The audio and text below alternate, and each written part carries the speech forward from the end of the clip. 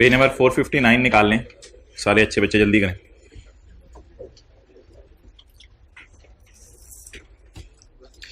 शायद आपको मालूम हो कि आपके साथ बैठे हुए हर बच्चे में कोई ना कोई बहुत बड़ी खूबी होती है।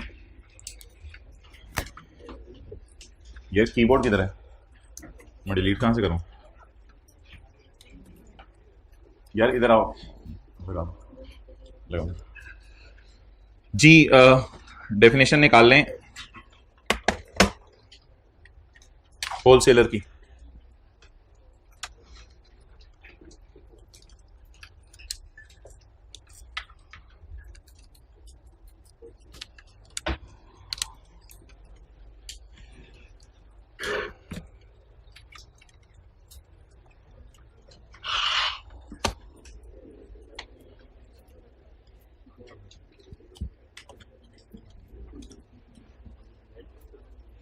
अच्छा भाई, होलसेलर एक बंदा होता है जो कि, जी बिल्कुल, जो कि मैन्युफैक्चरर और रिटेलर के दरमियान होता है। इसे होलसेलर भी कहते हैं और डीलर भी कहते हैं। होलसेलर मैन्युफैक्चरर से चीज़ें खरीद कर रिटेलर को बेचता है। होलसेलर मैन्युफैक्चरर से चीज़ें खरीद कर रिटेलर को बेचता है। जैसे गुजरात फैन वाले हैं तो होलसेलर उससे जो है वो 2-3 हज़ार पंखे खरीद ले और फिर 500-500 करके मुख्तलिफ रिटेलर्स को बेचे। होलसेलर का अरेंजमेंट दो तरीके से होता है। होलसेलर वाला अरेंजमेंट दो तरीके से होता है। एक ये होता है कि होलसेलर चीज़ें परचेज करते हैं और परचेज करके क्या करते हैं? सेल करते हैं। परचेज करते हैं, परचेज करके सेल करते हैं। मिसाल के तौर पे 100 रुपए की चीज़ खरीदी, आगे कितने की बेचनी? 120 की। एक कभी कभी ये होलसेलर ना कमीशन एजेंट भी बन जाता है। कमीशन एजेंट, कमीशन एजेंट में क्या होगा कि मैन्युफैक्चरर डायरेक्ट रिटेलर को चीजें बेचेगा। मैन्युफैक्चरर डायरेक्ट किसको चीजें बेचेगा? रिटेलर को। सेल करेगा मिसाल के तौर पे 200 रुपए की। पिछली रो में बैठ जाए, आखिरी रो में जगह है आपके, लेट जो भी है जल्दी करें। अच्छा, मैन्युफैक्चरर रिटेलर को डायरेक्ट सेल करेगा और सेल करने के बाद अगर मैं पैसों की बात करूं तो पैसे किसकी जेब से किसकी जेब में चले जाएंगे? रिटेलर की जेब से मैन्युफैक्चरर की जेब में। और मैन्युफैक्चरर फिर इसको क्या पे करेगा? बोले बोले बोले बोले, कमीशन पे करेगा। मैन्युफैक्चरर इसको क्या पे करेगा? कमीशन पे करेगा। मे बी ₹2 अगर 1% कमीशन है। तो ये दो अरेंजमेंट चल रहे हैं जी। मैं होलसेलर चीजें खरीदता है, खरीद के किसको बेचता है? रिटेलर को। नंबर 1 ये अरेंजमेंट भी चल रहा है। नंबर 2 उस क्लास में टाइम पे आया करें, सारे डिस्टर्ब होते हैं, जल्दी बैठे। आप लोग नोट करें ये देख रहे हैं कि जल्दी बैठे। अच्छा, तो वक्त की कीमत का अंदाजा लगाएं। ये हॉस्टल वाले बच्चे तो इतना वक्त, नहाने लगे शैम्पू खत्म हो गया, चलो जी अब गए हैं आराम से 5 मिनट जाने में, 5 मिनट खरीदने में, 15 मिनट शैम्पू में जाया कर दिए। ओ भाई कल खरीद लेंगे, आज गुजारा चला ले। चाय पीने लगे, चीनी खत्म, चलो भाई चीनी, यार चीनी के बगैर पी ले, गुजारा चला ले। पत्ती तो नहीं खत्म ना, चीनी खत्म है ना, पत्ती भी खत्म है तो दूध में अंदर जो है वो चीनी डाल ले, वो गुजारा चला ले। अपनी जरूरतें सलवटों में पूरी किया करें, यानी फ्रैक्शन ऑफ सेकंड्स में, ताकि पढ़ाई के लिए टाइम बचे। ये छोटी छोटी चीज के लिए बाहर निकले होते हैं ना, तो ये मुनासिब नहीं है। कितने लोग थोड़ा सा इस इशू को एड्रेस करने की कोशिश करेंगे आज से ऑनवर्ड्स? इस इशू को जरा एड्रेस करें अपना, ये बहुत टाइम जाया कर देता है। थोड़ा ना अपनी जरूरतों को कुर्बान करना सीखें, तो फिर आपके पास इंशाल्लाह टाइम बचेगा। और अगर आपकी हर चीज लश पश होनी चाहिए मौके, वो फिर लशिंग पशिंग कर लें फिर। तो दो दो दो ऑप्शन हैं, या तो होलसेलर चीज खरीदेगा, खरीद के बेचेगा। दूसरी ऑप्शन, खरीद के नहीं बेची बल्कि डायरेक्ट बेची रिटेलर को, और क्या कमाया? Commission.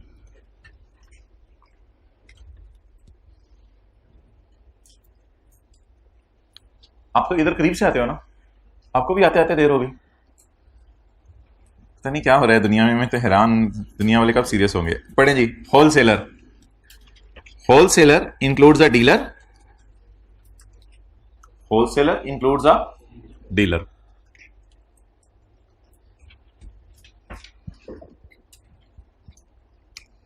It means any person who carries on whether regularly or not regularly का मतलब है कि 365 दिन ही होलसेल का काम कर रहा है, और नॉट का मतलब है कि 360 दिन, 310 दिन, 200 दिन होलसेल का काम किया, बाकी रिलैक्स किया। तो रेगुलरली और नॉट आदतन काम कर रहा है या कभी कभी काम करता है। Business of buying and selling goods by wholesale, business of buying and selling goods by wholesale. Buying और सेलिंग कैसे करें? होलसेल में, बड़ी बड़ी क्वांटिटीज में। दोबारा पढ़ें, the business of supplying goods directly और इनडायरेक्टली बाय होलसेल। तो सप्लाइंग गुड्स डायरेक्टली और इनडायरेक्टली बाय होलसेल, वो भी इसी के अंदर आ जाते हैं। सप्लाइंग गुड्स डायरेक्टली और इनडायरेक्टली बाय होलसेल। कमीशन वाली बात आगे करेगा वो।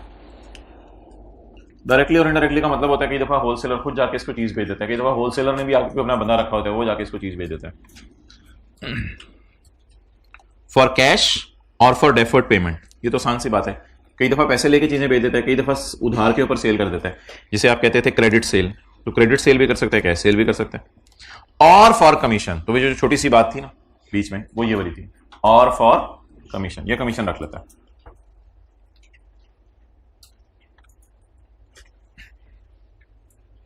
अब खींच लेना, मेरी तरह देख रहे हैं। मरहबा, किस चीज ने आपको मजबूर किया लेट आने पे? फ्रेश होके नहा धो के आ रहे होगे, इस वजह से लेट हो गए। आगे आ जाओ, आगे आ जाओ।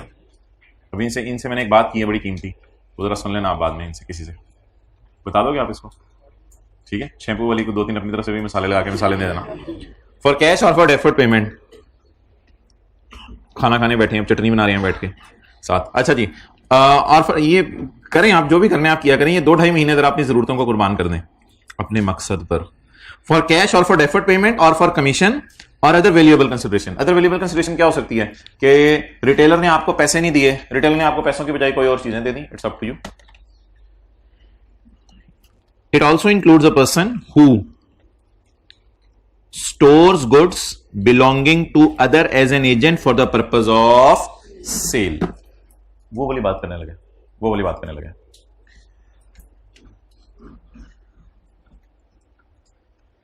इस सिनेरियो में ना चीजें जो आपके पास आती हैं वो आपकी नहीं होती, वो चीजें मैन्युफैक्चरर की होती हैं। इस सिनेरियो में चीजें आपकी होती हैं।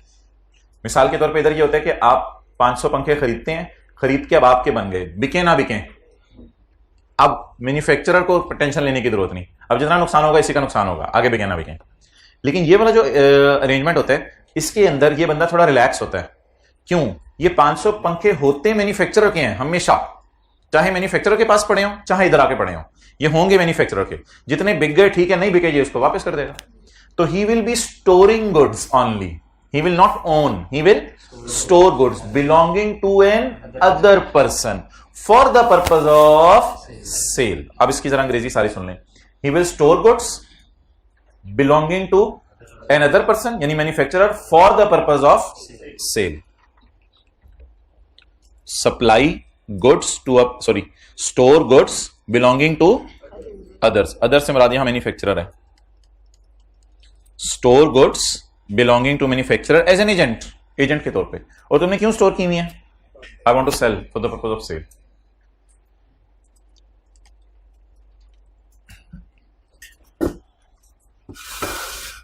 Okay,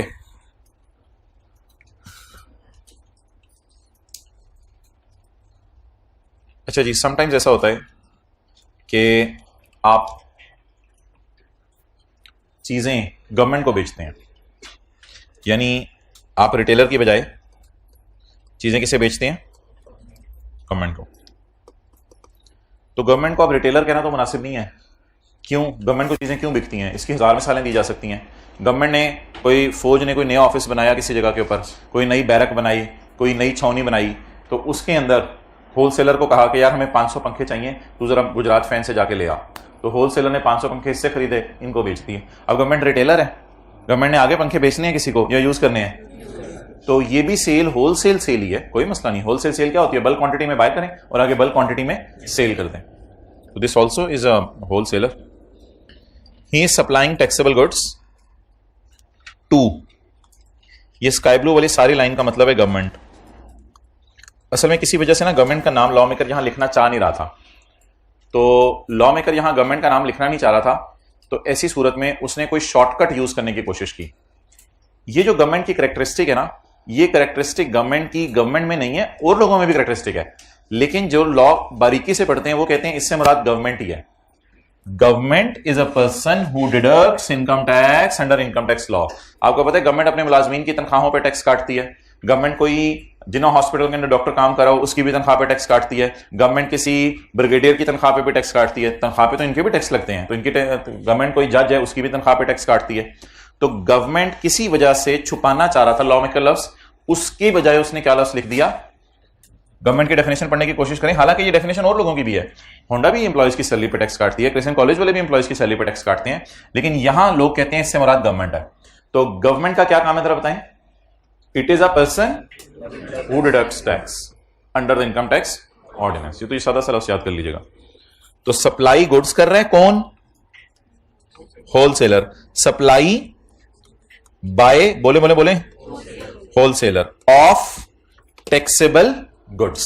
supply by wholesaler of taxable goods to government, to government. आप जबानी याद करें जरा। Supply by wholesaler of what, of taxable goods to government. Government is a person who deducts tax. बस इतना लफ्ज याद कर लीजिएगा।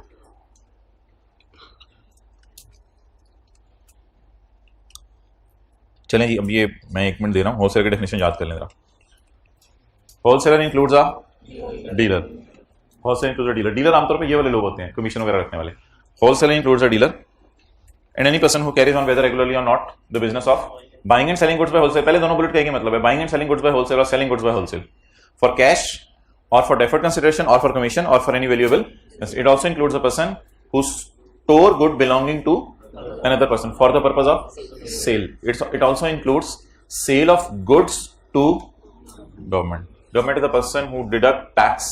और भी लोग टैक्स काटते हैं वैसे। Government is the person who deduct tax at source. At source होता है मौके पे, जैसे ही मुलाजिम को तनख्वाह देने लगेंगे टैक्स काटेंगे।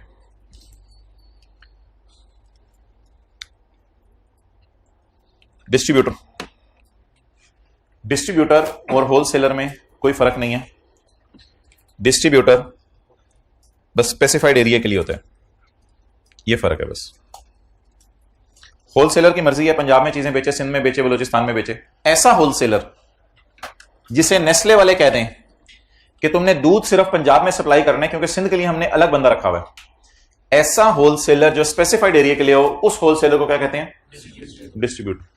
Distributor means a person appointed by manufacturer, Nestle वालों ने अपॉइंट किया हुआ है। Appointed by importer, appointed by any other person for to purchase the goods from him. From him से मुराद मैन्युफैक्चरर भी लिख सकते हैं, इंपोर्टर भी लिख सकते हैं। For purchase of goods from him for further sale and includes a person who in addition to being a distributor is also selling goods as a wholesaler और अ रिटेलर। क्या मतलब, नेस्ले वालों ने कहा है कि भाईजान आपने जो पानी बेचना है मिसाल के तौर पे वो पूरे पाकिस्तान में बेचने जहां मर्जी, तो फिर ये पानी के मद में होलसेलर बन गया। अच्छा दूध आपने सिर्फ पंजाब में सप्लाई करना है, तो दूध की मद में डिस्ट्रीब्यूटर बन गया। इसने नेस्ले से एक और रिक्वेस्ट की कि दूध की अपनी भी दुकान खोल सकता हूं। हाँ अपनी भी खोलनी है, खोलने को नहीं, रिटेलर बने वो आपकी मर्जी, रिटेलर भी बन जाए। तो जो बंदा होलसेलर भी हो रिटेलर भी हो वो भी डिस्ट्रीब्यूटर हो सकता है। कुछ चीजों के लिए वो डिस्ट्रीब्यूटर होगा, कुछ चीजों के लिए और कुछ चीजों के लिए रिटेलर होगा। Okay, active tax pair, distributor wholesale में फर्क क्या है आप बताओ जल्दी, दिन के सवाल का जवाब देना है। बताने लगे थे आप, बस ये फर्क है। डिस्ट्रीब्यूटर स्पेसिफाइड एरिया के लिए होगा और होलसेलर के लिए कोई एरिया स्पेसिफाई नहीं होगा। Active tax pair, active tax pair में एक्टिव टैक्स पेयर की मिसालें नहीं है। एक्टिव टैक्स पेयर में उन लोगों की मिसालें हैं जो एक्टिव नहीं है। Active taxpayer means a person who does not fall in any of the following categories, who is blacklisted or whose registration is suspended. तो blacklisting और suspension अभी हमने पढ़नी है, लेकिन अभी मैंने आपको इसका मतलब भी नहीं बताया, लेकिन इन दोनों में कोई फर्क बता दें। आम लाइफ में शायद आपने इनका फर्क सुना हो, मुजरिम और मुलजिम में जो फर्क है। तो सेल्स टैक्स में हम उस बंदे को मुजरिम कहेंगे जिसका जुर्म साबित हो गया, और उसको मुलजिम कहेंगे जिस पे इल्जाम लगा है। तो सस्पेंडेड और ब्लैक लिस्टेड में आपको क्या फर्क समझ आ रहा है? सस्पेंडेड किसके लिए लफ्ज़ यूज हो रहा हो? मुलजिम के लिए, और ब्लैक लिस्टेड मुजरिम के लिए। लेकिन कौन मुलजिम है कौन मुजरिम है ये तो अभी सफ़े आगे चलने से पता चल जाएगा। तो जिस बंदे को हुकूमत ने क्या कर दिया, मुजरिम करार दे दिया, या जिस बंदे को मुलजिम करार दे दिया, इसे एक्टिव टैक्स पे कहा जाएगा या non active? Who fails to file the return by due date, due date किसी को याद हो? 15 ऑफ नेक्स्ट मंथ, जी बिल्कुल कल पढ़ा था, 15 of next month. Sales tax की रिटर्न अगले महीने की 15 को जमा करानी होती है। Who fails to file the return by the due date for 2 consecutive months, भजन मंथ सही है, कल आपको बताया था सेल्स टैक्स में ईयर नहीं है मंथ है। तो मार्च अप्रैल की रिटर्न जमा नहीं कराई तो आप क्या बन जाएंगे? Non active. अच्छा, मार्च और मई की जमा नहीं कराई, अप्रैल की जमा करा दी, एक्टिव कहा जाएगा, क्योंकि यहां लफ्ज क्या लिखा हुआ है? 2 कंसेक्यूटिव। बहरहाल रिटर्न ना जमा कराने की सजा तो मिला करेगी जिस भी महीने जमा नहीं कराएंगे, लेकिन अगर मुसलसल 2 महीने जमा ना करा दें तो आपको बदनाम भी कर दिया जाएगा। आपका नाम क्या रख दिया जाएगा? नॉन एक्टिव टैक्स पे। खड़े हो जाओ। F1 का होमवर्क किया? F1 का जी सर। पक्की बात तो जी सर। लॉ का लॉ नहीं, तीसरा कौन सा सब्जेक्ट है? टैक्स। टैक्स। 2 सब्जेक्ट हैं, बैठ जाओ। आप खड़े हो जाओ। F1 का होमवर्क किया? F1 नहीं है, तो दूसरा कौन सा है? टैक्स और बी लॉ। बी लॉ याद है जो कल पढ़ा था पिछली क्लास में? जी, क्या पढ़ा था? हमने फर्स्ट टेस्ट की डिस्कशन हुई थी। टेस्ट की डिस्कशन पूरी क्लास में नहीं हो सकती, थोड़ा बहुत और भी पढ़ा होगा। नहीं, कुछ भी नहीं पढ़ा, पूरी क्लास में हुई थी। अच्छा, क्या था कॉन्सेप्ट, कौन सा था? Test contingent contract. Test contingent contract सुनाओ। A contingent contract is a contract which is dependent, जिसके अंदर कोलैटरल पता नहीं, मैं तो अपनी तरफ से कुछ बोल रहा हूँ, आप अंग्रेजी में बताओ। नहीं, अंग्रेजी में नहीं। खड़े रहो।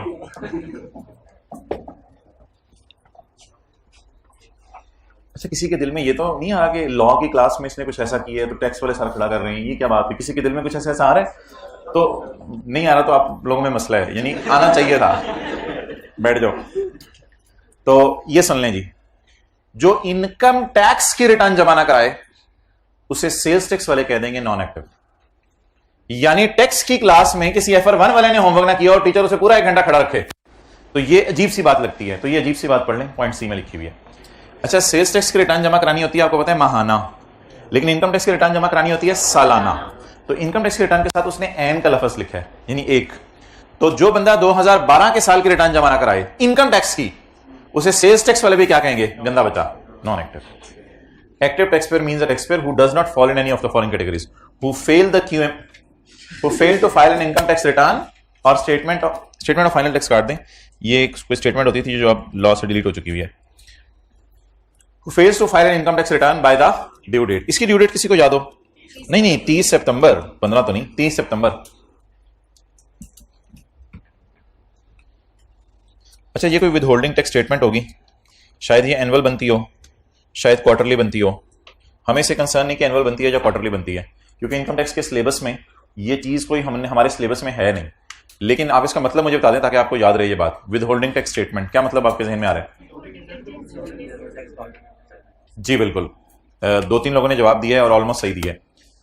जवाब इसका यह है कि जवाब इसका यह है कि कॉलेज वाले एफबीआर वालों को हर साल एक स्टेटमेंट जमा करवाया करेंगे। कुछ सूरतों में एफबीआर वाले क्वार्टरली भी मांग लेते हैं, हर 3 महीने बाद। तो कॉलेज वाले हर साल एफबीआर को एक स्टेटमेंट जमा करवाएंगे कि हमने किस किस एम्प्लॉय की सैलरी पे कितना कितना टैक्स विद होल्ड किया है। विद होल्ड का मतलब किसी को याद है? डिडक्टेड बताया था मैंने। तो डिडक्ट, कितना कितना टैक्स डिडक्ट किया है। तो उर्दू में लिख लें, किस किस एम्प्लॉय की सैलरी पे कितना कितना टैक्स काटा। इस स्टेटमेंट का नाम क्या हो जाएगा अजीब सा? With holding tax statement. किस किस एम्प्लॉय की सैलरी पे कितना कितना टैक्स काटा, किस किस और कितना कितना 2 दफा लिखना है। किस किस एम्प्लॉय की सैलरी पे कितना कितना टैक्स काटा।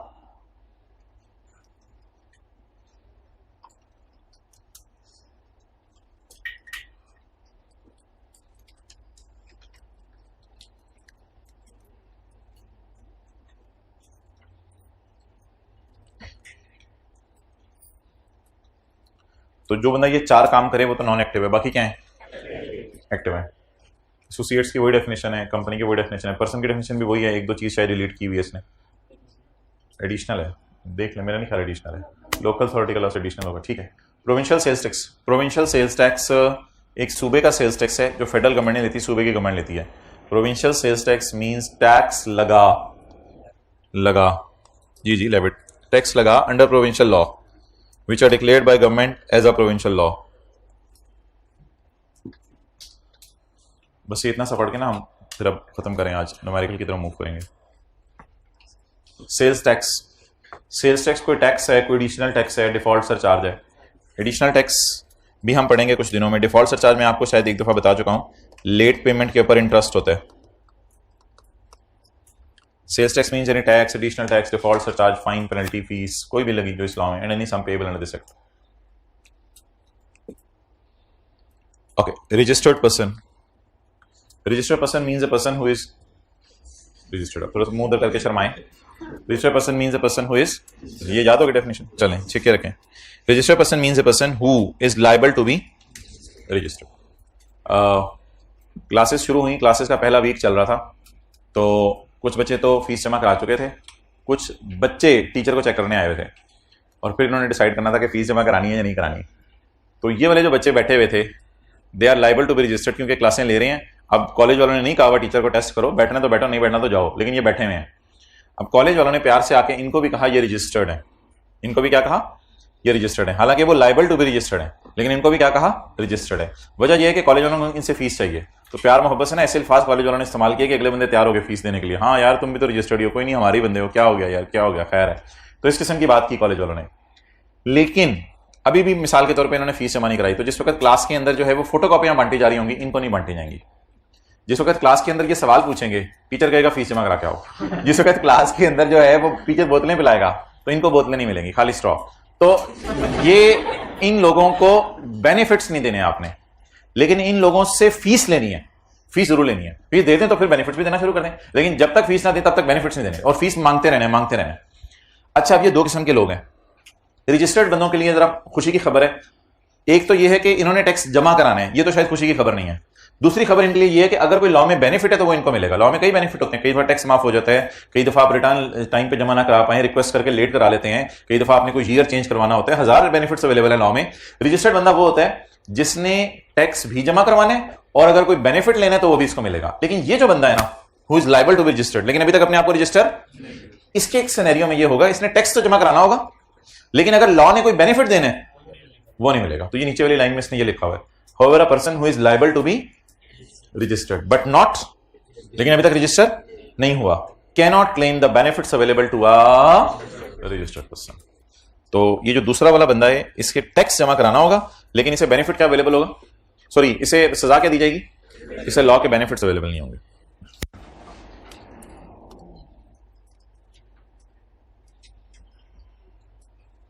साथ वाले को हिला के देख, नहीं। अच्छा, goods include every movable property, वो तो जीरो है, अशरफुल मखलूकात है। Goods include every kind of movable property other than debtor. Debtor goods नहीं है, कभी सुना डेटर बिकते हैं?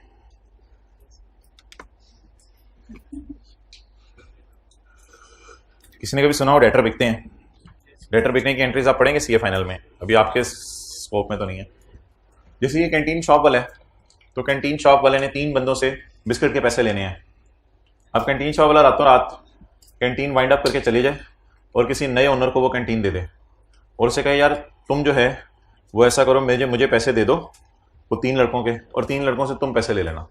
तो ये डेटर क्या हो गए हैं, बिक गए हैं। तो इसमें कोई सोचने की जरूरत नहीं ज़्यादा, बस सादा सी बात रख लें, डेटर गुड्स नहीं है, डेटर गुड्स नहीं है। अगली बात, मनी। मनी भी गुड्स नहीं है, हालांकि मनी मूवेबल है, पैसे मूवेबल है, मनी गुड्स नहीं है।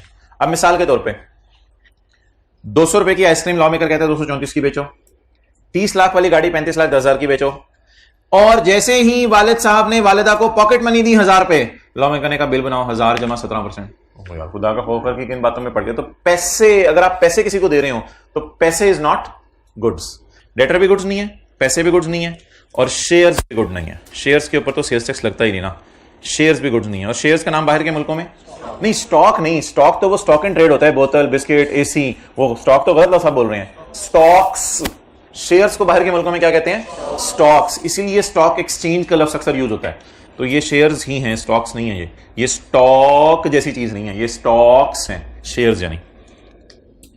ई इंटरमीडियरी, ई इंटरमीडियरी, रिश्ता भेजने वालों को भी शर्म आ रही है, जिन्होंने रिश्ता रिसीव करने उनको भी शर्म आ रही है, तो दरमियान में एक बंदा डाल दें, इलेक्ट्रॉनिक इंटरमीडियरी, उसका क्या नाम रखें। तो टैक्स पेयर को सेल्स टैक्स जमा कराते हुए शर्म आ रही है कि मैं एफबीआर तक कैसे जाऊं, मेरी रसाई वहां तक कैसे हो, तो किसी लॉयर को, किसी चार्टर्ड अकाउंटेंट को पैसे दे दें, वो आप को रिटर्न बनाने में हेल्प कर देगा। इसको क्या कहेंगे अंग्रेजी में? इलेक्ट्रॉनिक इंटरमीडियरी, दरमियान वाला बंदा। Means a person appointed as intermediary. इसका काम क्या होता है? For filing of nikahnama and such other documents as may be prescribed by federal board.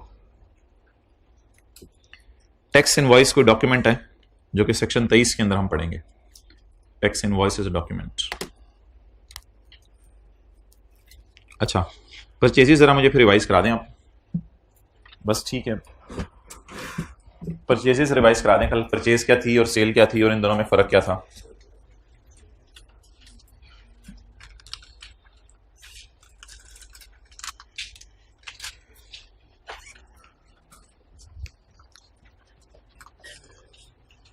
जी मोहतरम, सेल्स टैक्स दो साइड पे चलता है।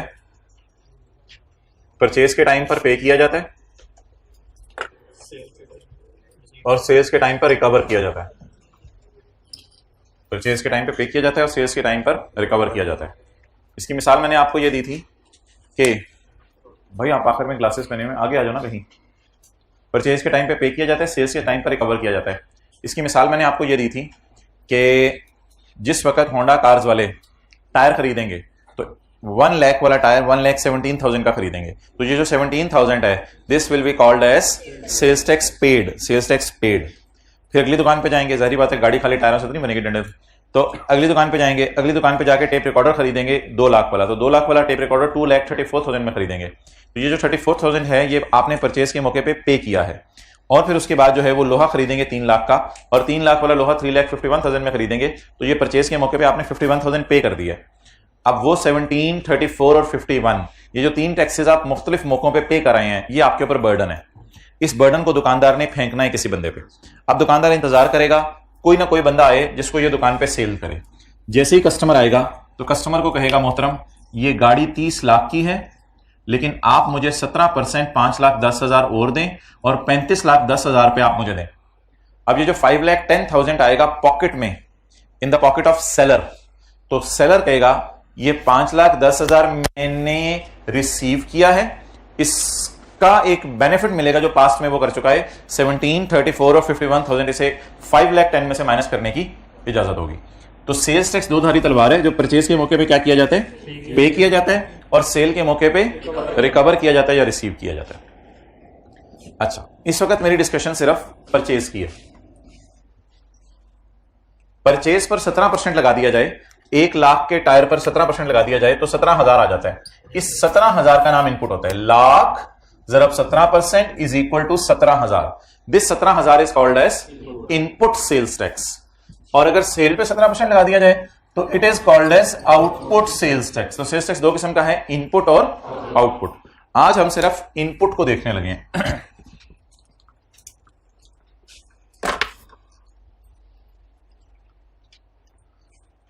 कई दफा पेज यहां भी नजर आ रहा होता है। Tax paid on tyre purchased, तो ये परचेजेस है ना, गाड़ी बनाने के लिए परचेजेस काफी ज्यादा चीजों की करनी पड़ेगी। Tax paid on tyre purchase, lakh पे 17% 17,000। अभी आप माइनस क्यों हो रहा है इसको नहीं देखना। Tax paid on engine imported, ये आ गया। Tax paid on luxury seats bought, लिख लें लग्जरी सीट्स बॉट, जो आपने गाड़ी में लग्जरी सीट्स लगानी है उसके लिए आपने टैक्स पे किया। अब एक टैक्स आपने लोकल परचेज के लिए कर दिया पे। टैक्स के लफ्ज को अगर छोड़ने तो बात बहुत ही आसान है। एक आपने लोकल परचेज की, एक आपने इंपोर्टेड परचेज की, एक आपने लग्जरी आइटम्स की परचेज की, और एक परचेज आपने आजाद जम्मू एंड कश्मीर से कर ली फॉर परचेज ऑफ वायर्स। एक चीज जो मैंने रोक के रखी हुई थी वो थी परचेज ऑफ सर्विस।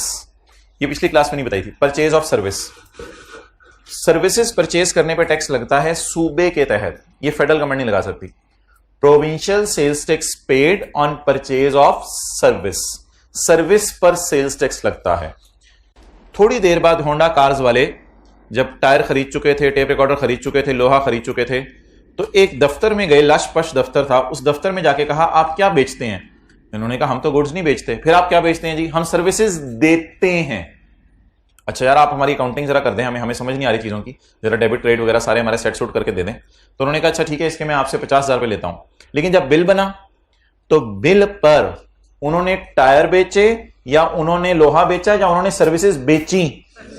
लेकिन मैं फिलहाल होंडा की बात कर रहा हूं, हमने सर्विसेज खरीदी। तो हम 50,000 पे करेंगे या 58,500?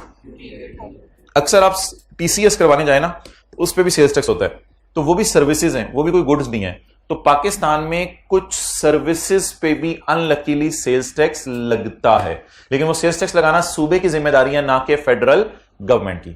बहरहाल हम टायर खरीदते खरीदते, लोहा खरीदते खरीदते सर्विसेज खरीदने चले जाएं तो भी हमें 100 रुपए पे कितने रुपए देने पड़ सकते हैं? 17 रुपए। तो ये 5 किस्म की चीजें हैं जो पेपर में आ सकती हैं। Number 1 local purchase, number 2 imported purchase, number 3 luxury चीजों की purchase, number 4 Azad Jammu and Kashmir से परचेज, और number 5 purchase of services. Input की डेफिनेशन देख लें। इनपुट में ये बात लिखी हुई है, आउटपुट इंशाल्लाह कल पढ़ेंगे, आज फिर न्यूमेरिकल करते हैं। इनपुट की डेफिनेशन, इनपुट तो कुछ भी नहीं है। इनपुट के लफ्ज़ से ना कभी आपने परेशान नहीं होना। इट इज, मैंने आपको बता दिया था, परचेज, ये परचेज है, लेकिन बस परचेज पे क्या लगा हुआ है? 17%। Input tax in relation to a registered person means, input tax registered बंदे के रिलेशन में क्या है? It is a tax paid on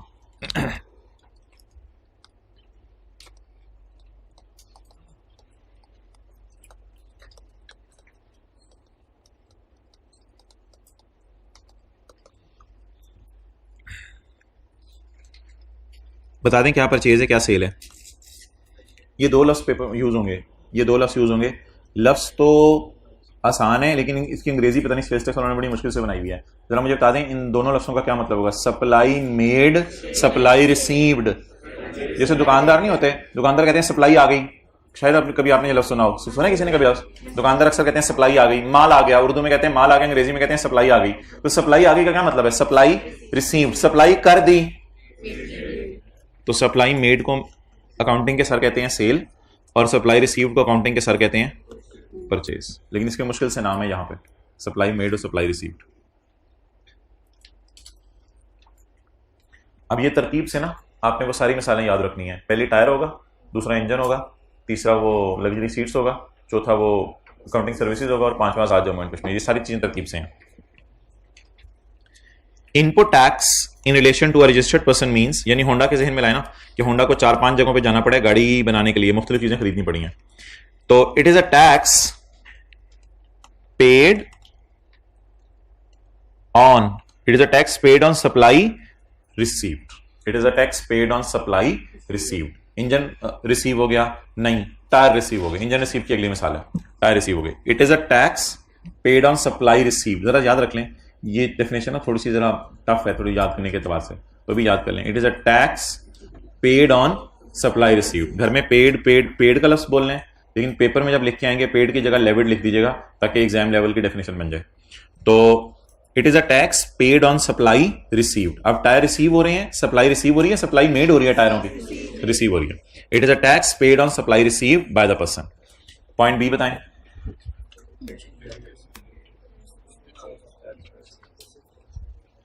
It is a tax which is paid on, आप पिछली क्लास में भी इसी तरह पाए गए थे। ज्यादा पढ़ते हो घर में, थकावट हुई है। अच्छा जी, ये ना अपनी केयर भी किया करें, कुछ ऐसी चीजों से बचा करें जो चीजें आपके लिए नुकसानदेह हैं।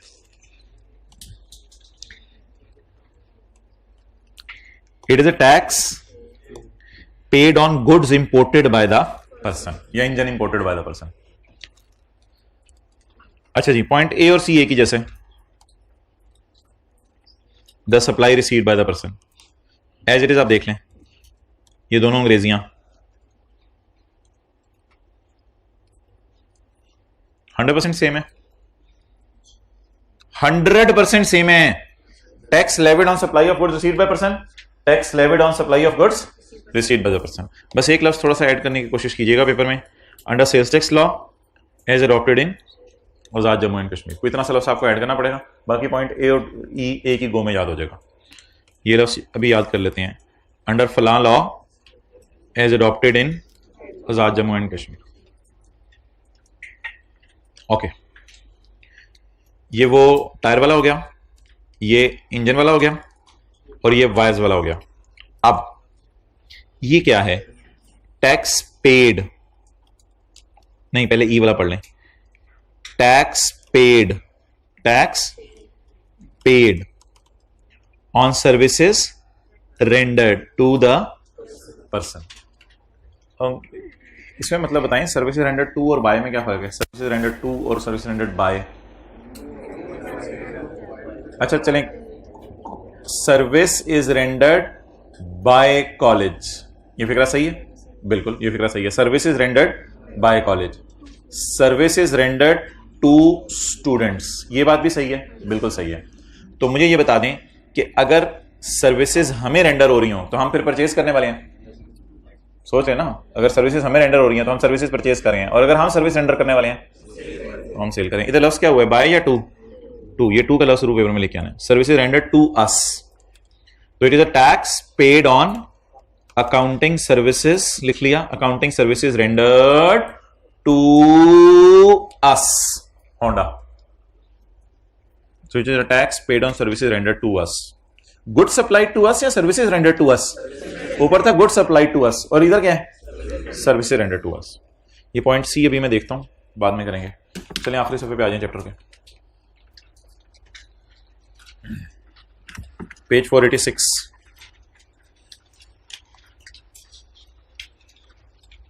ये एक न्यूमेरिकल है। इस पेज से अगला सफा आपकी बुक का खाली होगा, इस पेज से अगला सफा निकाल लें जो खाली है। अच्छा, अब यहां पे आपने कुछ चीजें लिखनी है, पहले एक दफा मुझे पूरी नोट कर लें, फिर उसके बाद लिखेंगे। अच्छा, so let's start the first discussion of numerical. आपको पेपर में परचेजेस दो किस्म की दी होंगी, फ्रॉम रजिस्टर्ड, फ्रॉम अनरजिस्टर्ड। चलिए चलिए चलिए भाई मुतवज्जे हो जाएं, फ्रॉम रजिस्टर्ड और फ्रॉम अनरजिस्टर्ड। रजिस्टर्ड परचेज क्या होगी? होंडा कार्स वाले टायर खरीदने चले गए, 1 लाख वाले टायर 17,000 में खरीदे, तो रजिस्टर्ड बंदे को आपने 17% टैक्स पे किया, तो पेपर में हम इस परचेज पे लगा दिया करेंगे 17%। लेकिन जो परचेज होगी फ्रॉम अनरजिस्टर्ड, इसे हम पेपर में इग्नोर कर दिया करेंगे, नोट बाद में कीजिएगा। इसे इग्नोर करने की वजह बड़ी आसान सी है। आप मेन गली के ऊपर दुकान थी टायरों की, वहां से टायर खरीदने गए, तो आपने जनरल टायर से कहा भाईजान मुझे टायर दें, उसने 1,17,000 आपसे मांगा, आपने ऐसे ही महज एक फॉर्मेलिटी के तौर पे पूछ लिया, आपने कहा वैसे तो आपका नाम माशाल्लाह योकोहामा जनरल टायर बड़े मशहूर हैं, लेकिन आपने सेल्स टैक्स में अपने आप को रजिस्टर तो कराई होगा। उन्होंने कहा ऑब्वियसली यार, तो ऐसे ही आपने बातों बातों में उनसे सेल्स टैक्स रजिस्ट्रेशन नंबर भी पूछ लिया, बल्कि बिल के ऊपर भी उन्होंने लिखा होता है। तो इसका मतलब आपको तसल्ली होगी मैं एक अच्छे सप्लायर से, एक रजिस्टर्ड बंदे से जिसने सेल्स टैक्स में अपने आप को रजिस्टर कराया हुआ चीज खरीद रहा हूं। पिछली गली में आप गए, तो पिछली गली में जाके आपने गाड़ी में डालने वाले मैट खरीदने हैं, तो जो गाड़ी में डालने वाले आपने मैट खरीदने हैं, उस दुकानदार से आपने कहा यार जरा मुझे मैट दिखा दो, उसने मैट आपको 10,000 रुपए के अच्छे से दिखा दिए। आपने जब वो बाय किए, तो बाय करके अगर वो बिल बनाएगा 10,000 जमा 1,700 का, यानी 11,700 का अगर वो बिल बनाएगा, इंस्टेड ऑफ 10,000 वो 11,700 का बिल बनाएगा, तो अब एकदम रुक के पूछेंगे भाई ये तुम जो मेरे से लेने लगे हो 1,700, ये तुमने हुकूमत को जमा भी करवाना है? वो कहेगा भाई मैंने अपने आप को सेल्स टैक्स में रजिस्टर ही नहीं कराया हुआ। आप कभी भी उसको 17,000 पे नहीं करके आएंगे। द रीजन इज कि आपको पता है कि ही इज अनरजिस्टर्ड। अब आप कह रहे हो कि गवर्नमेंट क्यों नहीं इस बंदे को पकड़ लेती? वो भाई इतने लोग पाकिस्तान में अनरजिस्टर्ड है, गवर्नमेंट किस को पकड़े? तो इसलिए गवर्नमेंट के लिए सबको पकड़ना पॉसिबल नहीं है। तो ये अनरजिस्टर्ड है, तो अनरजिस्टर्ड भी लोग मर जाते हैं दुनिया में, यानी 10-15 साल जिंदगी थी मर गए, बस अनरजिस्टर्ड ही मर गए, कोई मसला नहीं। लेकिन इसके लिए लॉ का रूल कोई ना कोई जरूर होना चाहिए। हुकूमत पकड़े ना पकड़े, हुकूमत के लिए हर अनरजिस्टर्ड बंदे को पकड़ना पॉसिबल नहीं होता। अच्छा, तो इस परचेज को हम पेपर में इग्नोर किया करेंगे। बल्कि जो हजरात थोड़े से जरा अक्लमंद होते हैं, वो अगर होटल पे भी चले जाए ना किसी पे खाना खाने, तो होटल वाला कोई ऐसे आपको डर हो कि ये होटल वाला कोई ऐसे 2 नंबर टाइप बंदा है, तो अगर वो बिल में सेल्स टैक्स डाल के भी ले आए ना, तो आप थोड़े से हैरान हो जाते हैं, यार तू इतना सेल्स टैक्स ले रहा है मेरे से, तूने हुकूमत को भी देना कोई नहीं देना। तो फिर आ जाके कहीं आपको जब वो उससे इन्वेस्टिगेट करें तो वो भी चुप करके बोलता है नहीं भाईजान हमने हुकूमत को कोई नहीं देना। तो उससे आपको ये भी राइट है कि आप उससे उसका सेल्स टैक्स रजिस्ट्रेशन नंबर पूछ लें, यार अपना सेल्स टैक्स रजिस्ट्रेशन नंबर बताओ। वो नहीं बताता तो फिर आप जो है वो कहते हैं चलो भाई मैं आपके बिल के ऊपर सेल्स टैक्स पे नहीं करूंगा। तो अनरजिस्टर्ड बंदों से चीजें खरीदना डिस्करेज किया जाता है। और ऑब्वियसली अगर आप अनरजिस्टर्ड बंदे से चीज खरीदने गए हैं दुकान पे, तो आप में इतनी अकल होनी चाहिए कि ये बंदा इस किस्म का है, तो मैं इससे अगर चीज खरीद रहा हूं तो खरीदते हुए क्या पे ना करूं, सेल्स टैक्स पे ना करूं। तो परचेजेस फ्रॉम अनरजिस्टर्ड। अच्छा, अब आप खरीदने जाएं चीजें ना, इस एतबार से आपने पेपर में कभी नहीं सोचना, क्योंकि आप एक कस्टमर हैं और आपकी सेल्स टैक्स की टैक्सेशन कोई नहीं है। तो बातें हमारी सारी हुआ करेंगी बिजनेसेस की। तो होंडा कार्स वाले अगर किसी से गाड़ी के मैट खरीदने जाएं तो परचेज करते हुए 17 पे करेंगे, या फिर 100 जमा 17 पे करेंगे, या 100 पे करेंगे, सिर्फ 100 पे करेंगे। इसलिए परचेज फ्रॉम अनरजिस्टर्ड ऐसी परचेज हुआ करेगी जिसमें हम परचेज के मौके पर टैक्स पे नहीं करके आए होंगे, and that will be ignored in exam. Sale आपकी पेपर में जो आया करेगी वो 3 किस्म की होगी। एक आपकी सेल होगी टैक्सेबल, और एक आपकी होगी सेल एग्जेम्प्ट। और टैक्सेबल में आगे taxable at 17% and taxable at 0%। Sale 3 किस्म की आ करेगी पेपर में। Taxable at 17%, taxable at 0%। Exempt का मतलब क्या होगा? होंडा एटलस कार की सेल टैक्सेबल है, यानी गाड़ियों पे पाकिस्तान में टैक्स लगता है, तो होंडा एटलस कार की सेल टैक्सेबल है। लेकिन अगर आप बकरा ईद के ऊपर या बकरा ईद के बजाय, फर्ज करें आपको पता चला आपका हकीका नहीं हुआ, आपने अपना हकीका करवाना है, तो आप लड़के के लिए 2 बकरे, तो आप अपने लिए 2 बकरे लेने चले गए दोंदे। तो आपने कहा मैं अपना हकीका, शायद अम्मी को पता नहीं भूल गए थे, मैं अपना हकीका खुद कर लूं, बलाएं टल जाएंगी ना, हुआ हो तो कर लीजिएगा, मैं बता रहा हूं आपको। तो फिर आप 2 बकरे अपने लिए लेने चले गए। तो ये जब आप बकरे लेने जाएंगे अपने हकीके के लिए, या आप बड़ी ईद पे बकरे लेने जाएंगे, या छोटी ईद पे किसी का दिल चाहा तो वैसे बकरा ले लिया, तो जब भी आप बकरे लेने जाएंगे तो याद रखिएगा बकरे वाला ये नहीं कहता भाईजान लाख का दोंदा बने 17,000 डाल के 1,17,000 निकालें, तो ये नहीं कहता। तो कुछ चीजें पाकिस्तान में, असद मत मुस्कुराओ, कुछ चीजें पाकिस्तान में एग्जेम्प्ट हैं। कुछ चीजें पाकिस्तान में क्या है? उस एग्जेम्प्ट चीजों में है लाइव एनिमल्स। पाकिस्तान में लाइव एनिमल्स ही बिकते हैं ना, उस एग्जेम्प्ट चीजों में क्या है? Live animals. तो लाइव एनिमल्स का बिकना क्या है? एग्जेम्प्ट। इसी तरह कुछ और चीजें हैं, पल्सेस, पल्सेस नहीं, ये नहीं, दालें, दालों का बिकना भी पाकिस्तान में एग्जेम्प्ट है। मूंग की मसूर की दाल पे सेल्स टैक्स देने बैठ जाइएगा, तो दालों का बिकना भी पाकिस्तान में क्या है? एग्जेम्प्ट है। तंदूर की रोटी भी पाकिस्तान में एग्जेम्प्ट है, लेकिन बड़े होटलों में ओवरऑल बिल में वो चार्ज हो जाती है, लेकिन आम तंदूर की आप रोटी लेंगे तो उसके ऊपर सेल्स टैक्स नहीं लगता। तो बहुत सी चीजें पाकिस्तान में ऐसी हैं जो एग्जेम्प्ट हैं, किसी भी वजह से हुकूमत ने माफ की नहीं है। दूध वाला दूध बेचने आए, भाईजान 100 रुपए बिल बना, 117 रुपए तक। अच्छा, तो कुछ चीजें पाकिस्तान में एग्जेम्प्ट हैं, कुछ टैक्सेबल हैं। तो गाड़ी क्या हो गई? टैक्सेबल। और जानवर क्या हो गया? एग्जेम्प्ट हो गया। अच्छा, टैक्सेबल में आगे 2 कैटेगरीज हैं, taxable at 17% and taxable at 0%। Taxable at 17% और टैक्सेबल एट 0% के अंदर क्या फर्क होगा? मिसाल के तौर पर होंडा कार्स ने किसी को गाड़ी बेची पाकिस्तान में, तो 30 लाख वाली गाड़ी बेचेंगे 35 लाख 10 लाख की। लेकिन होंडा कार्स ने मिसाल के तौर पे राणा टुंगा का, मुरलीधरन का श्रीलंका से फोन आया। राणा टुंगा का सुना नाम? तो पुराना बंदा था। अच्छा, राणा टुंगा का, मुरलीधरन का श्रीलंका से फोन आया कि मैं आया था पाकिस्तान, तो गाड़ी हो तो पाकिस्तानी, आप जरा मुझे भेज दें। अब आप पाकिस्तान में रहते हुए कौन सी सेल कर रहे होंगे? Export cell. और जैसे ही आपने फोन बंद किया, जो बाइडन का फोन आ गया, hello I want a Pakistani car, तो आपने फिर इधर से एक कार उसे भी एक्सपोर्ट कर दी। अब आप क्या करेंगे? जब आप बिल बनाएंगे तो बिल पे आप 30 लाख जमा 5,10,000, 35 लाख 10,000 लिखेंगे, या डायरेक्ट 30 लाख जमा 0% लिखेंगे? 30 लाख जमा 0% लिखना इसलिए जरूरी है ताकि अगले को एहसास हो कि मैं उसे सेल्स टैक्स नहीं लगा रहा। तो एक बारीक सा फर्क देखिएगा, दिखने में ये एक जैसा है, बट बिकने में दिखने में ये एक जैसा है, दिखने में ये दोनों एक जैसी चीजें हैं, लेकिन पेपर में इनकी ट्रीटमेंट अलग अलग करनी है। ये कौन सी चीजें होती हैं जो बाय डिफॉल्ट एग्जेम्प्ट है? अब बकरा है तो वो है ही एग्जेम्प्ट, लेकिन गाड़ी एग्जेम्प्ट तो नहीं है। गाड़ी क्या है?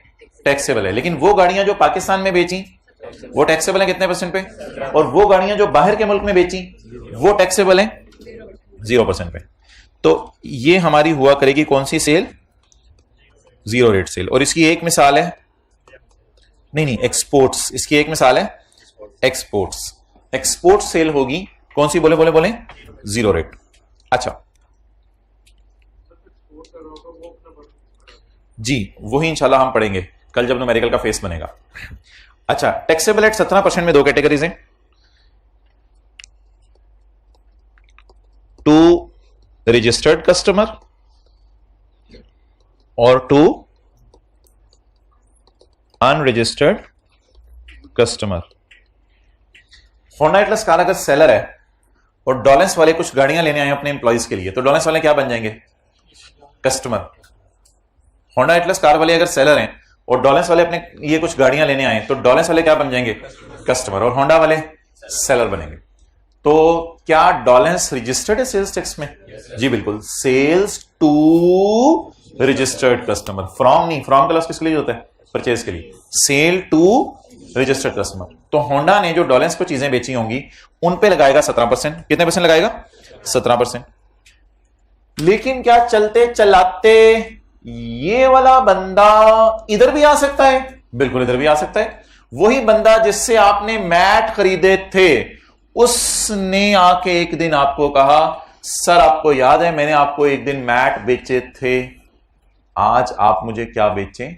गाड़ी बेचें। आज आप मुझे क्या बेचें?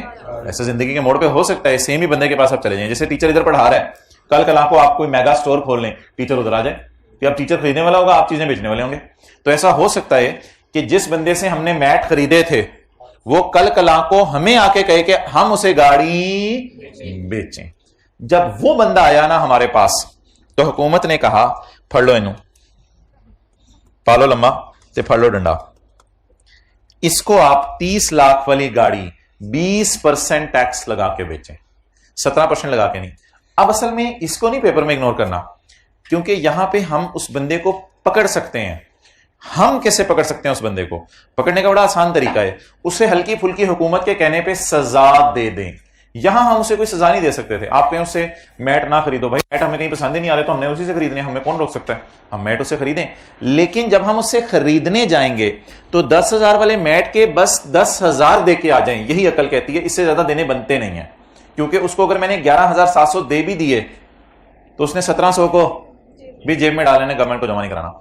लेकिन इधर अल्लाह का शुक्र है वो बंदा हमारे हथे चढ़ गया, इधर हथे चढ़ गया। इधर इसको कैसे पकड़ें?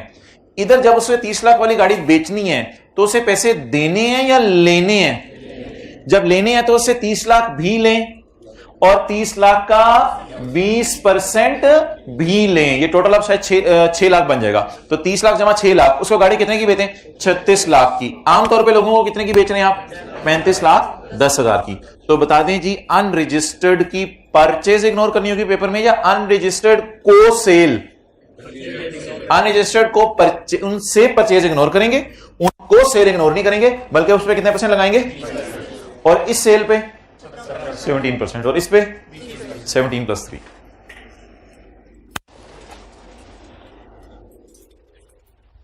चलें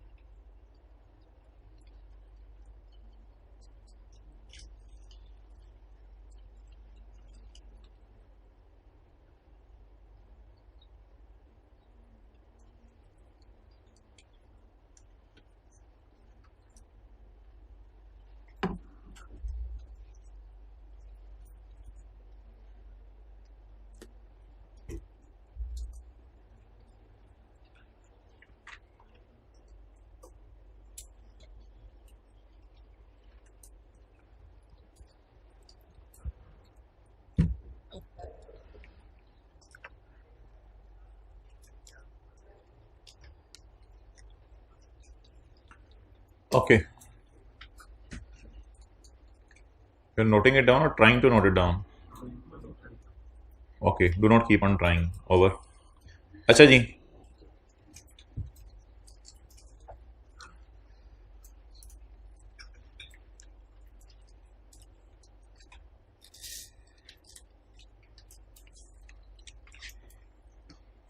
Following data is provided by Mr. X for the month of January. फर्ज कर लें मिस्टर एक्स नहीं है, होंडा है. होंडा ने डेटा आपको प्रोवाइड किया जनवरी के महीने का. Sale to registered, sale to, समझ आ गया कौन सी सेल है? सेल टू रजिस्टर्ड और सेल टू अनरजिस्टर्ड. आगे कौन सी सेल है? Export sale. एक्सपोर्ट सेल ना जीरो रेट सेल होती है. एक्सपोर्ट्स को इनकरेज किया जाता है और 30 लाख वाली गाड़ी 30 लाख की बेची जाएगी. इसका मतलब ये नहीं कि आपने गाड़ी खरीदनी हो तो अपनी एक टांग अफगानिस्तान में रख के होंडा एटलस कहा था ना मुझे गाड़ी बेच दो. अच्छा, बहरहाल export sale is taxable at the rate of 0% and exempt sale. अब एग्जेम्प्ट सेल में होंडा बकरे तो नहीं बेचेगी, तो एग्जेम्प्ट सेल की कोई और मिसाल ले लेते हैं, अपनी तरफ से बना लेते हैं मिसाल. ऐसे ही अजीब सी एग्जाम सेल की एक मिसाल बना लेते हैं कि होंडा कार्स को हुकूमत ने कहा कि भाईजान हमें टैंक बना के दो. अब लेकिन टैंक्स पे तुमने टैक्स नहीं लगाना. लेकिन इसको 0% सेल नहीं कह सकते, बिकॉज 0% सेल मिसाल के तौर पे एक्सपोर्ट्स के लिए मैं कहता हूं खास है. तो अगर 0% सेल का लफ्ज़ एक्सपोर्ट के लिए खास है तो ये एक्सपोर्ट देखने में ना लगे. तो होंडा एटलस कार पाकिस्तान में अगर टैंक बना के हुकूमत को बेच दे तो ये कह सकते हैं हम कौन सी सेल है. हुकूमत ने कह दिया यार टैक्स ना लगाओ, तो ये कौन सी सेल बन गई? Exempt sale. तो ऐसी एक मिसाल दे दी है मैंने आपको, एग्जेम्प्ट सेल. ओके, इसके बाद परचेजेस आ रही हैं. परचेजेस दो आ रही हैं, परचेजेस फ्रॉम अच्छे बच्चे और परचेजेस फ्रॉम बुरे बच्चे. अच्छे बच्चों से परचेज किया और बुरे बच्चों से परचेज किया है. कौन सी परचेज को आपने इग्नोर करना है? बस इस एक फिगर, एक दो इस तरह की फिगर्स भी हुआ करेंगे पेपर में, उसको आपने इग्नोर करना है. बाकी डेटे को अब आपने उठाना है और न्यूमेरिकल सॉल्व करना शुरू करना है. अच्छा, ये तो नहीं बताने की जरूरत कि ये सारा पाया है और ये खोया है. ये तो समझ रहे हैं ना आप. ऊपर वाली सारी सेल्स हैं और नीचे वाली क्या है? परचेज है. तो ये इन पे कुछ 17% अगर लगना हुआ बिलफर्ज, तो ये सेल पे 17% लगेगा, और अगर इन पे कुछ 17% लगना हुआ तो ये परचेज पे लगेगा. अच्छा, अभी इस तरह नहीं सोचना कि 4000 की चीजें इसने खरीद के कितनी सस्ती बेच दी हैं. छोड़ें अभी इस बात को, इस पे कल बात करेंगे. 4000 की चीजें खरीद के इसने इतनी सस्ती बेच दी हैं, क्या चक्कर है? अभी इन चक्करों में ना पड़े. ओके, अब जी न्यूमेरिकल के अंदर हमें सेल दी हुई है कई किस्म की और परचेज सिर्फ एक है, जिसे मैं रेड से सर्कल कर रहा हूं. कितनी? 4000. अब आप मुझे बता दें कि फर्स्ट ये मैंने 4000 के टायर जाके खरीदे हैं. ये 4000 वाले टायर कितने इस्तेमाल हुए जो मैंने गाड़ी मुरलीधरन को श्रीलंका में बेची है? 4000 वाले टायर का कितना हिस्सा इस 500 की सेल में इस्तेमाल हुआ? ये एक सवाल है. 4000 के टायर का, 4000 के टायर बल्क में खरीद लिए मैंने, सस्ते मिल रहे थे. 4000 के टायर्स का कितना हिस्सा टैंक्स में जो टायर लगे उनमें इस्तेमाल हुआ जो हुकूमत को मैंने बेचे हैं? 4000 वाले टायर का, 4000 वाले टायर्स जो मैंने काफी सारे खरीद के रखे हुए हैं, 4000 वाले जो टायर्स खरीद के रखे हुए हैं, उनमें से कितने टायर इस्तेमाल हुए उस सेल में जो सेल मैंने की है डॉलेंस को गाड़ियां? और 4000 के जो काफी सारे टायर खरीद के रखे हुए हैं, उनमें से कितने टायर इस्तेमाल हुए ऐसी सेल में जो सेल मैंने उस बुरे बच्चे को की है जिससे कल कलां को मैंने कुछ अर्सा पहले जाके मैंने जो है मैट खरीदे थे. तो अब ये कितने टायर किस में इस्तेमाल हुए? तो इसके लिए कोई लफ्ज आप बोल दें. एक्सेलेंट, 5-6 लोगों ने बोल दिया है. क्या लफ्ज बोले? दोबारा बोले. अपोर्शनमेंट. अपोर्शनमेंट करनी पड़ेगी. तो पेपर में ना पहला हमारा काम ये हुआ करेगा कि हमने परचेज को तकसीम करना होगा, क्योंकि ऑब्वियसली परचेज कई किस्म की सेल करने में हेल्प करती है. परचेज कई किस्म की सेल करने में हेल्प करती है. इसकी कई मिसालें हमारी लाइफ में के अंदर आती हैं. जनरेटर के अंदर पेट्रोल डाला, उसे कई क्लासें चल रही हैं, तो इसी तरह मैंने परचेज की, परचेज करने से कई किस्म की सेल हो रही है. अच्छा, सेल की हम as a first step 4 categories नहीं बनाया करेंगे. सेल्स की हम as a first step 4 categories नहीं बनाया करेंगे. 1, 2, 3, 4 परचेज सेल की 4 कैटेगरीज नहीं बनाया करेंगे. सेल की हम सिर्फ 3 कैटेगरीज बनाया करेंगे. Exempt, taxable at 0%, taxable at, फिर जब न्यूमेरिकल का एंड आएगा ना, एंड, तो इन लोगों के लिए अलग से 3% का रेट न्यूमेरिकल के फुट नोट पे एंड पे लगा दिया करेंगे। इस 3% को जरा हम अलग रखा करेंगे। तो इसलिए 1 2 3 4 किस्म की सेल नहीं है। As a first step numerical start करते हुए सेल हमारी 3 किस्म की हुआ करेगी। एग्जेम्प्ट, टैक्सेबल एट 0% जो बाहर के मुल्क में गाड़ी बेची है, और टैक्सेबल एट 17%। चलें जी, ये वाली टैक्सेबल, ये सेल कौन सी वाली है? गुड। ये असल में ना यार 20% पूरे पेपर में हमने कहीं अप्लाई नहीं करना। हम न्यूमेरिकल के एंड पे ना 3% इन पे अलग से लगाया करेंगे, इसलिए 20% क्लस ना बोले। और ये अगली वाली सेल 0%। इस तरह हम पेपर में इनको टिक कर लिया करेंगे, बस फिर न्यूमेरिकल के फेस पर डालनी होंगी चीजें। एग्जेम्प्ट सेल, ये तो एग्जेम्प्ट है, इसके साथ 0 भी लिखना अजीब सी बात होगी। और ये जो परचेज है ये कितने % पे, और ये वाली जो परचेज है इग्नोर। इस तरह कोई हम डेटे को आसान कर लिया करेंगे अपने लिए, फिर हम सवाल की तरफ मूव करेंगे।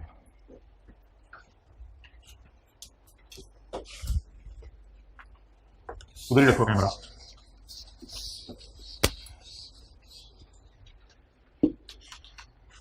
अच्छा जी, वर्किंग 1 हमारी हुआ करेगी इनपुट टैक्स।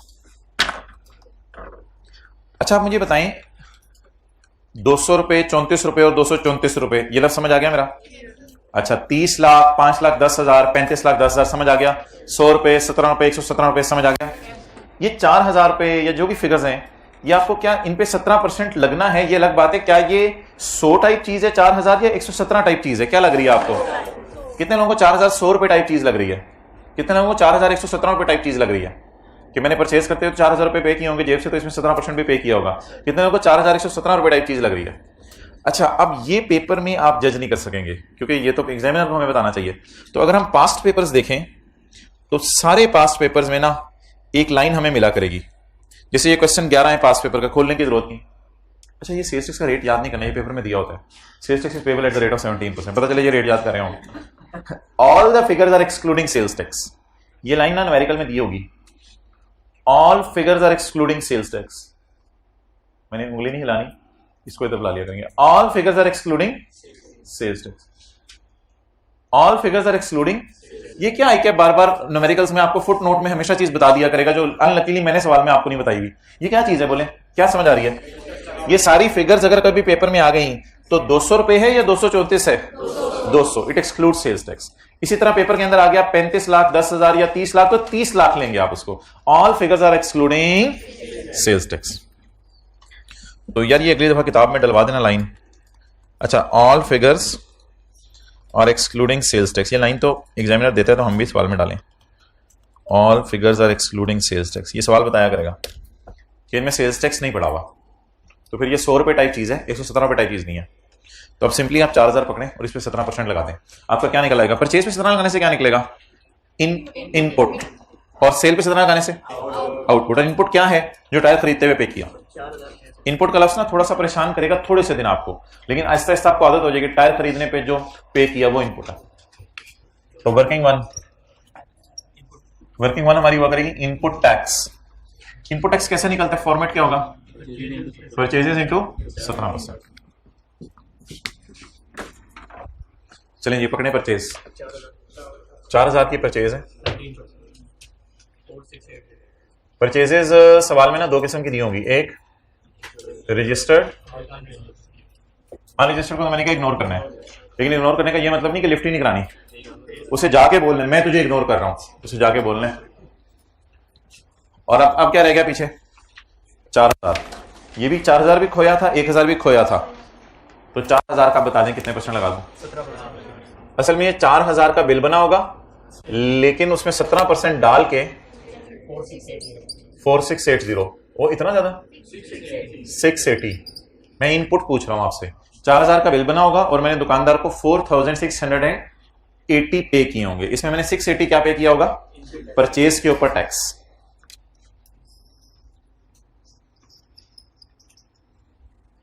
वर्किंग 2, अभी वो जो आपने लफ्ज बोला था, क्या बोला था? अपोर्शन। हम परचेज को अपोर्शन नहीं किया करेंगे, परचेज पर 17 लगा कर इस सेल में क्या कर दिया करेंगे? अपोर्शन कर दिया करेंगे। सेल हमारी कितने किस्म की है? 3 या 4? एज अ फर्स्ट स्टेप मैंने कहा सेल को 3 किस्म की लें। वर्किंग 2 की हेडिंग हुआ करेगी अपोर्शनमेंट। अपोर्शन किस को किस में परचेज के 17 को सेल में, सेल के 17 में नहीं, डायरेक्ट सेल में, परचेज के 17 को सेल में अपोर्शन कर दो। अच्छा जी, सेल हमारी आगे 3 किस्म की, एक है टैक्सेबल, टैक्सेबल में दोनों ले आए, 17% वाली भी ले आए और 17+3 वाली भी ले आए। ये गाड़ी आपने डॉलर्स को बेची, ये गाड़ी आपने एक बुरे बच्चे को बेची, कितनी होगी? अच्छा, इसके बाद आपकी एक और सेल हुई 0 रेट, जिसे आप एक्सपोर्ट सेल भी कह रहे हैं, 500, और इसके बाद एग्जेम्प्ट सेल हुई, दैट इज 300।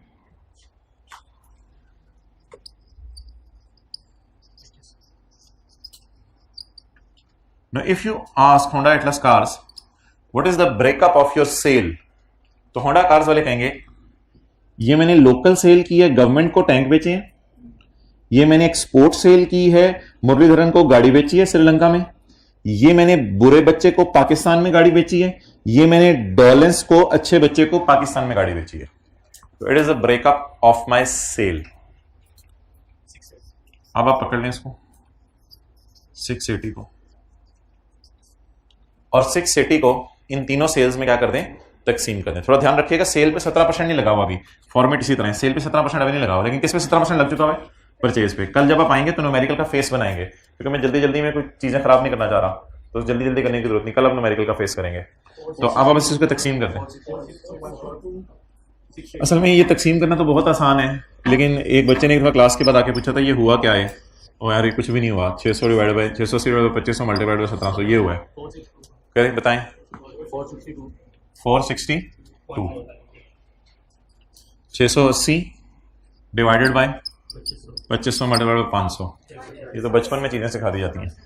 136 600, ये पेपर में शो नहीं करना, फिर यही शो करते रहेंगे और शो करने का टाइम नहीं बचेगा।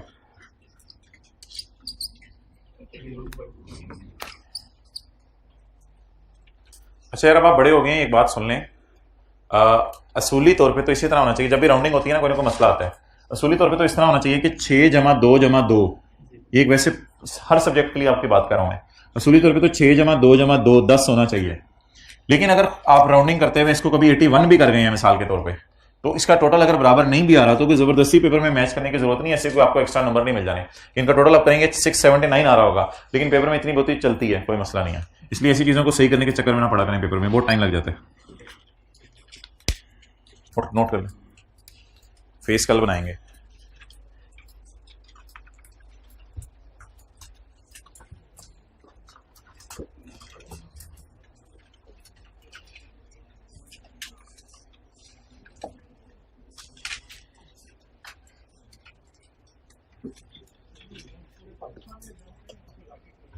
नहीं नहीं, एग्जेम्पशन जो होगी वो आमतौर पे पूरे पाकिस्तान में एग्जेम्प्ट होगी।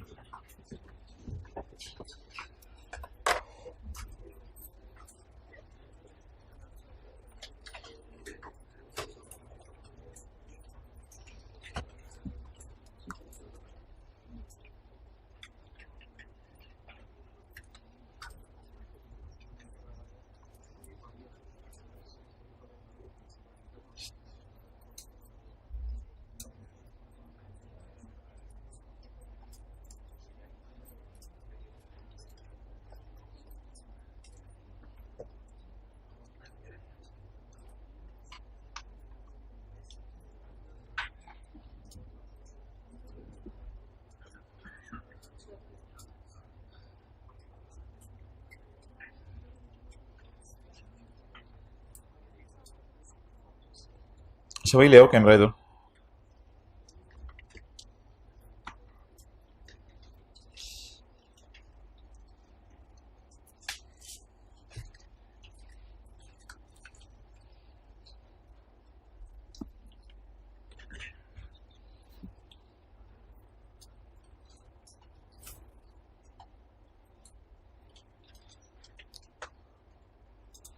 अच्छा, आप थोड़ी देर के लिए ना टीए के जूते पहन लें। पहन लिए, चलें लेवल बड़ा कर दें, आप एग्जामिनर बन जाएं थोड़ी देर के लिए।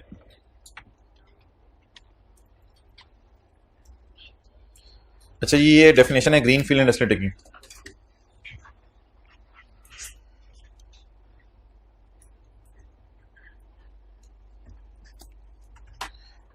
ग्रीन फील्ड इंडस्ट्रियल अंडरटेकिंग को बेनिफिट क्या है? A tax credit of 25% of eligible investment amount is allowed to eligible person in the year of investment. तो eligible investment वो होती थी जो कुछ क्राइटेरिया पूरा कर रही हो, उसकी डेफिनेशन दी हुई है. एलिजिबल पर्सन वो होते थे जो इन दोनों में से कोई हो. इन दो लोगों को एलिजिबल इन्वेस्टमेंट करने पर 25% टैक्स माफ हो जाएगा. ये जो माफ होगा नॉर्मल टैक्स में से माइनस होगा. अगर माइनस ना हो सका तो अगले 2 साल कैरी फॉरवर्ड हो जाएगा. As green field industrial undertaking is an eligible person, a tax credit of 25% shall be given for an eligible class लिखना भूल गए, for an eligible investment made. The tax will be deducted from tax, the tax credit will be deducted from tax, and if it is not deducted it will be carried forward to next 2 years. तो अब आपके सामने है जिस तरह marks मिलने हैं. तो अब आप जो रात पूछ रहे हैं ना अपने अल्फाज में याद कर लें. अब अपने अल्फाज में आपने आधी लाइनें याद करनी है, तो ये इसको आप अपने अल्फाज कह रहे हैं या किसको कह रहे हैं अपने अल्फाज. लेकिन अपने अल्फाज में लॉ की लैंग्वेज नहीं बदलने की जरूरत. ठीक है, अपने अल्फाज क्या होते हैं? A tax credit of 25% of eligible amount is allowed to eligible person the year of investment.